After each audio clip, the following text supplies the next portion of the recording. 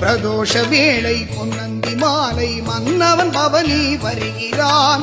பொன்னார் மேனியில் அம்பிகையுடனே ஆனந்த பவனி வருகிறான்.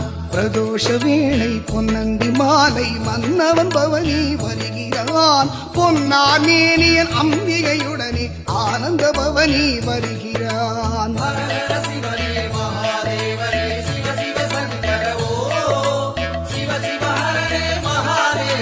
ஹர ஹர சங்கர